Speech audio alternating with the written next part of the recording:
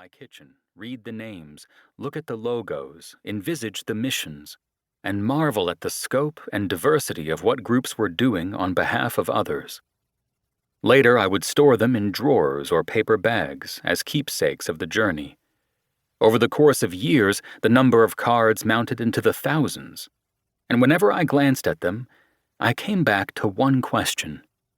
Did anyone truly appreciate how many groups and organizations were engaged in progressive causes? At first, this was a matter of curiosity on my part, but it slowly grew into a hunch that something larger was afoot, a significant social movement that was eluding the radar of mainstream culture.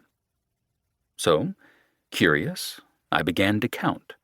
I looked at government records for different countries and, using various methods to approximate the number of environmental and social justice groups from tax census data, I initially estimated a total of 30,000 environmental organizations around the globe.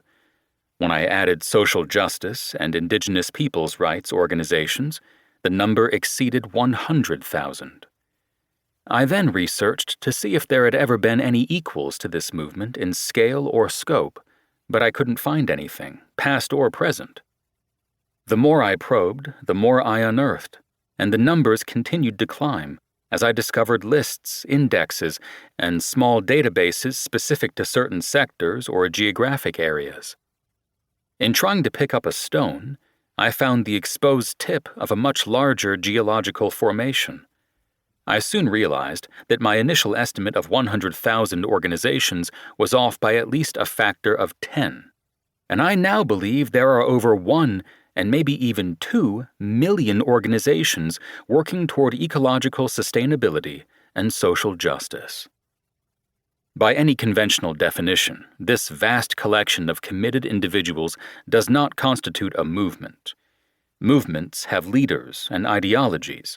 People join movements, study their tracks, and identify themselves with a group. They read the biography of the founders or listen to them perorate on tape or in person. Movements, in short, have followers. This movement, however, doesn't fit the standard model. It is dispersed, inchoate, and fiercely independent. It has no manifesto or doctrine, no overriding authority to check with. It is taking shape in schoolrooms, farms, jungles, villages, companies, deserts, fisheries, slums, and, yes, even fancy New York hotels. One of its distinctive features is that it is tentatively emerging as a global humanitarian movement arising from the bottom up. Historically, social movements have arisen primarily in response to injustice, inequities, and corruption. Those woes still remain legion, joined by a new condition that has no precedent. The planet has a life-threatening disease, marked by massive ecological degradation and rapid climate change. As I counted the vast number of organizations, it crossed my mind that perhaps I was witnessing the growth of something organic, if not biologic. Rather than a movement in the conventional sense, could it be an instinctive, collective response to threat? Is it atomized for reasons that are innate to its purpose? How does it function? How fast is it growing? How is it connected? Why is it largely ignored? Does it have a history? Can it successfully address the issues that governments are failing to? Energy, jobs, conservation, poverty, and global warming. Will it become centralized, or will it continue to be dispersed and cede its power to ideologies and fundamentalism?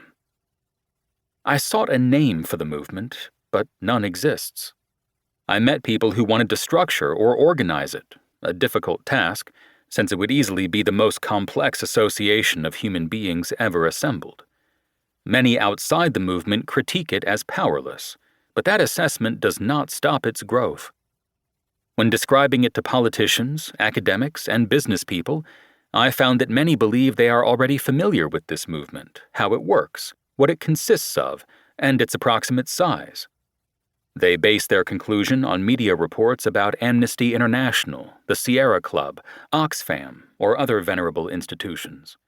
They may be directly acquainted with a few smaller organizations and may even sit on the board of a local